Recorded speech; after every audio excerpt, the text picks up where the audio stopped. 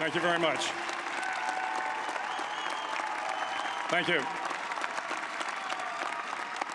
Well, thank you, President Powers, Provost Fenves, deans, members of the faculty, family and friends, and most importantly, the class of 2014. It is indeed an honor for me to be here tonight. It's been almost 37 years to the day that I graduated from UT. I remember a lot of things about that day. I remember I had a throbbing headache from a party the night before.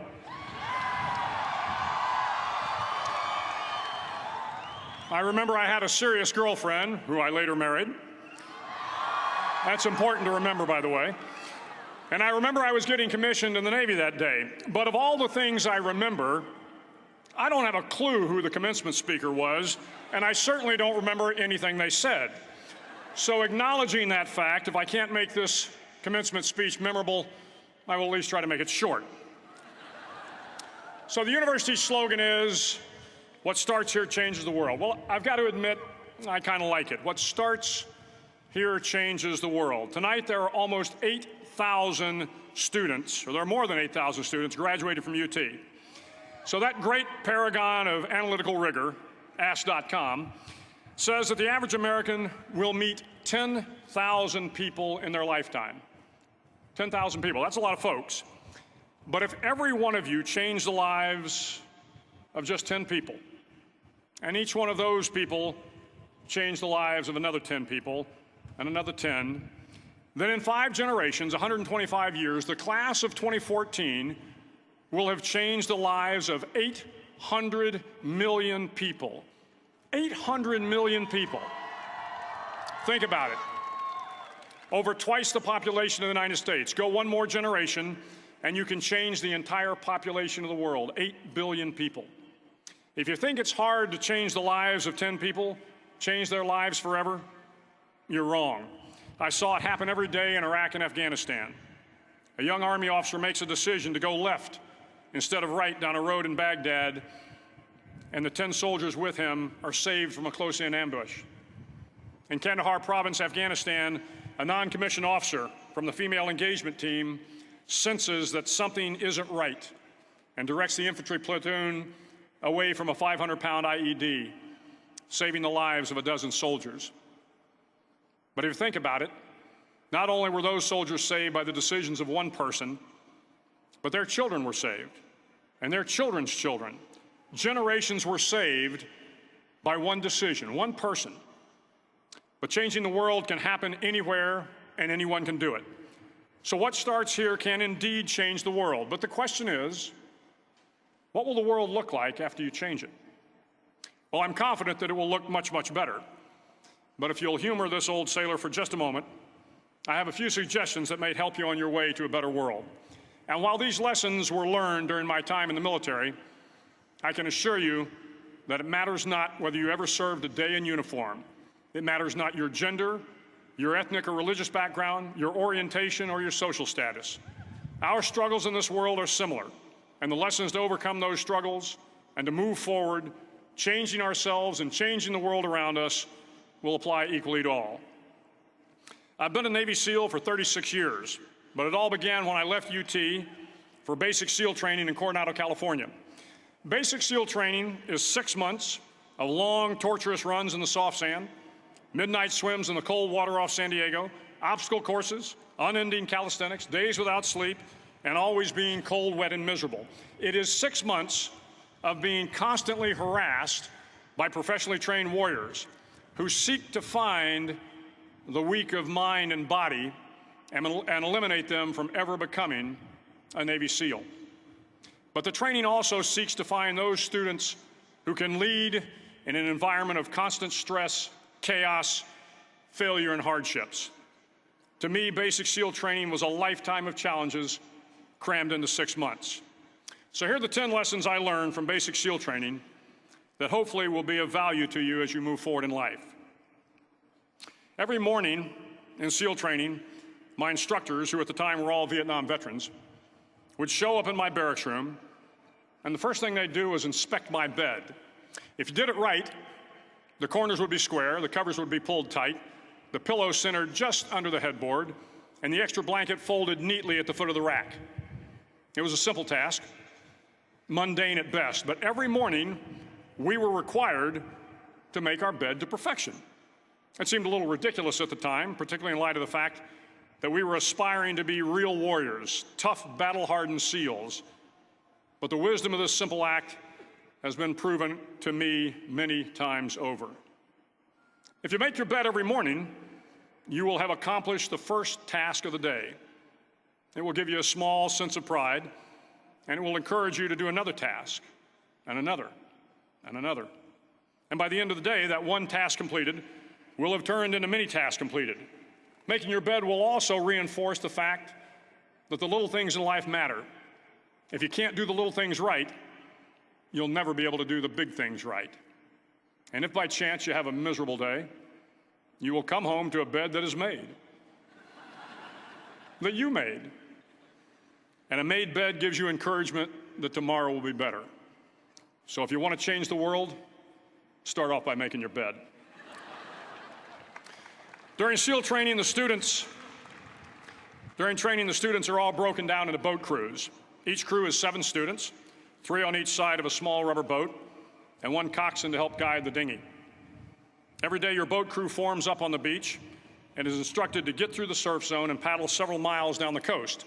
In the winter, the surf off San Diego can get to be 8 to 10 feet high, and it is exceedingly difficult to paddle through the plunging surf unless everyone digs in. Every paddle must be synchronized to the stroke count of the coxswain.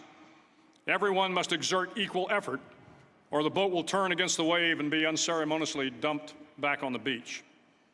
For the boat to make it to its destination, everyone must paddle. You can't change the world alone. You will need some help. And to truly get from your starting point to your destination takes friends, colleagues, the goodwill of strangers, and a strong coxswain to guide you. If you want to change the world, find someone to help you paddle. Over a few weeks of difficult training, my SEAL class, which started with 150 men, was down to just 42. There were now 6 boat crews of 7 men each. I was in the boat with the tall guys, but the best boat crew we had was made up of the little guys, the Munchkin crew, we called them. No one was over 5'5". The Munchkin boat crew had 1 American Indian, 1 African American, 1 Polish American, 1 Greek American, 1 Italian American, and 2 tough kids from the Midwest. They out-paddled, outran, and outswam all the other boat crews. The big men in the other boat crews would always make good-natured fun of the tiny little flippers the Munchkins put on their tiny little feet prior to every swim. But somehow these little guys from every corner of the nation and the world always had the last laugh, swimming faster than everyone and reaching the shore long before the rest of us. SEAL training was a great equalizer. Nothing mattered but your will to succeed, not your color, not your ethnic background, not your education, not your social status. If you want to change the world, measure a person by the size of their heart, not by the size of their flippers.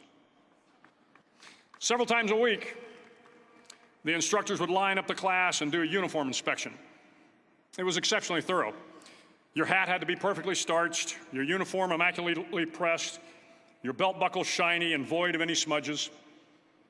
But it seemed that no matter how much effort you put into starching your hat or pressing your uniform or polishing your belt buckle, it just wasn't good enough. The instructors would find something wrong. For failing the uniform inspection, the student had to run, fully clothed, into the surf zone, then wet from head to toe, roll around on the beach until every part of your body was covered with sand. The effect was known as a sugar cookie. You stayed in the uniform the rest of the day, cold, wet, and sandy. There were many a student who just couldn't accept the fact that all their efforts were in vain, that no matter how hard they tried to get the uniform right, it went unappreciated. Those students didn't make it through training. Those students didn't understand the purpose of the drill. You were never going to succeed. You were never going to have a perfect uniform. The instructors weren't going to allow it. Sometimes, no matter how well you prepare or how well you perform, you still end up as a sugar cookie. It's just the way life is sometimes. If you want to change the world, get over being a sugar cookie and keep moving forward. Every day during training, you were challenged with multiple physical events: long runs, long swims, obstacle courses, hours of calisthenics, something designed to test your mettle. Every event had standards, times you had to meet. If you failed to meet those times, those standards, your name was posted on a list, and at the end of the day, those on the list were invited to a circus. A circus was 2 hours of additional calisthenics, designed to wear you down, to break your spirit, to force you to quit. No one wanted a circus. A circus meant that for that day, you didn't measure up. A circus meant more fatigue, and more fatigue meant that the following day would be more difficult, and more circuses were likely. But at some time during SEAL training, everyone made the circus list. But an interesting thing happened to those who were constantly on the list. Over time, those students who did 2 hours of extra calisthenics got stronger and stronger. The pain of the circuses built inner strength and physical resiliency. Life is filled with circuses. You will fail. You will likely fail often. It will be painful. It will be discouraging. At times, it will test you to your very core. But if you want to change the world, don't be afraid of the circuses. At least twice a week, the trainees were required to run the obstacle course. The obstacle course contained 25 obstacles, including a 10-foot wall, a 30-foot cargo net, a barbed wire crawl, to name a few. But the most challenging obstacle was the slide for life. It had a 3-level, 30-foot tower at one end and a 1-level tower at the other. In between was a 200-foot-long rope. You had to climb the 3-tiered tower, and once at the top, you grabbed the rope, swung underneath the rope, and pulled yourself hand over hand until you got to the other end. The record for the obstacle course had stood for years when my class began in 1977. The record seemed unbeatable until one day a student decided to go down the slide for life head first. Instead of swinging his body underneath the rope and inching his way down, he bravely mounted the top of the rope and thrust himself forward. It was a dangerous move, seemingly foolish and fraught with risk. Failure could mean injury and being dropped from the course. Without hesitation, the student slid down the rope perilously fast. Instead of several minutes, it only took him half that time. And by the end of the course, he had broken the record. If you want to change the world, sometimes you have to slide down the obstacles head first. During the land warfare phase of training, the students are flown out to San Clemente Island, which lies off the coast of San Diego. The waters off San Clemente are a breeding ground for the great white sharks. To pass SEAL training, there are a series of long swims that must be completed. One is the night swim. Before the swim, the instructors joyfully brief the students on all the species of sharks that inhabit the waters off San Clemente. They assure you, however, that no student has ever been eaten by a shark, at least not that they can remember. But you are also taught that if a shark begins to circle your position, stand your ground. Do not swim away. Do not act afraid. And if the shark, hungry for a midnight snack, darts towards you, then summons up all your strength and punch him in the snout, and he will turn and swim away. There are a lot of sharks in the world. If you hope to complete the swim, you will have to deal with them. So if you want to change the world, don't back down from the sharks. As Navy SEALs, one of our jobs is to conduct underwater attacks against enemy shipping. We practice this technique extensively during training.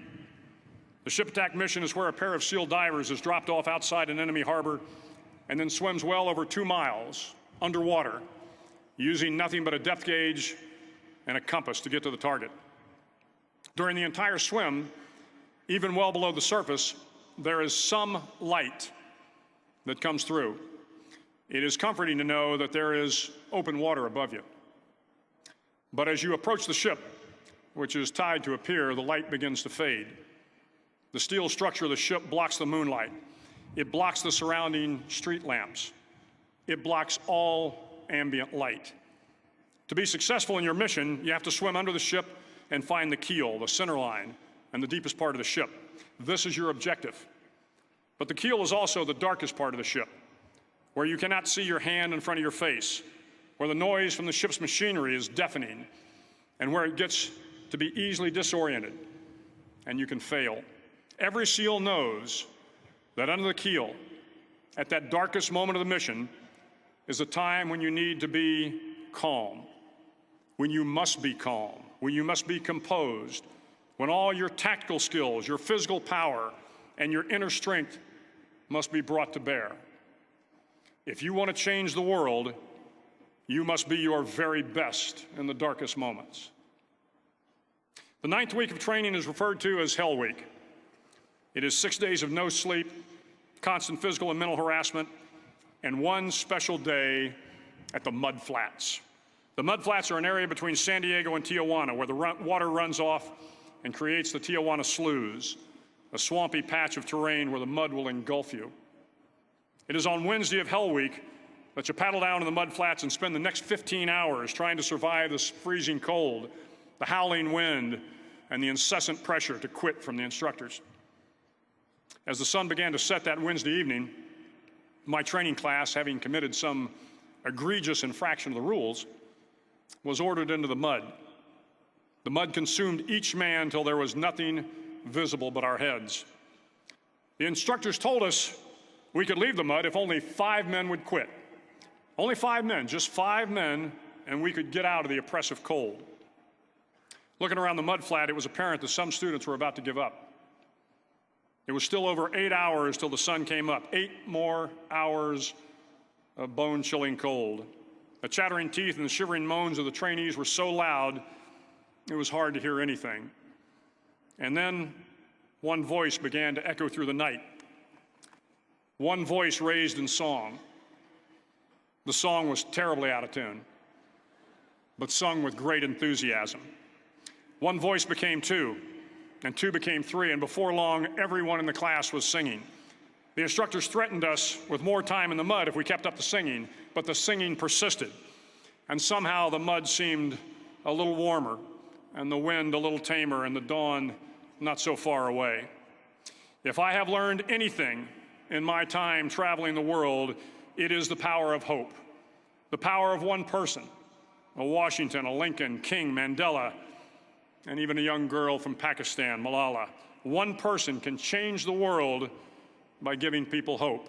So if you want to change the world, start singing when you're up to your neck in mud. Finally, in SEAL training, there's a bell. A brass bell that hangs in the center of the compound for all the students to see. All you have to do to quit is ring the bell. Ring the bell, and you no longer have to wake up at 5 o'clock. Ring the bell, and you no longer have to be in the freezing cold swims.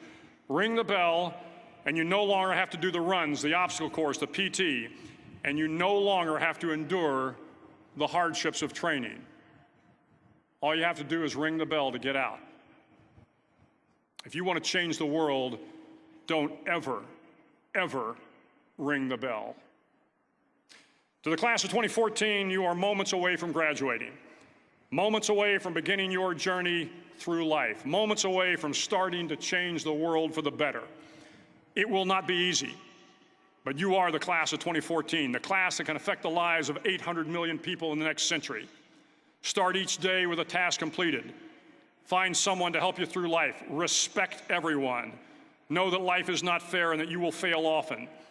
But if you take some risks, step up when the times are the toughest, face down the bullies, lift up the downtrodden, and never, ever give up.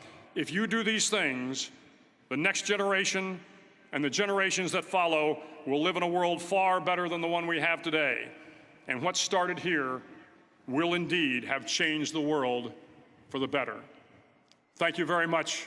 Hook 'em horns.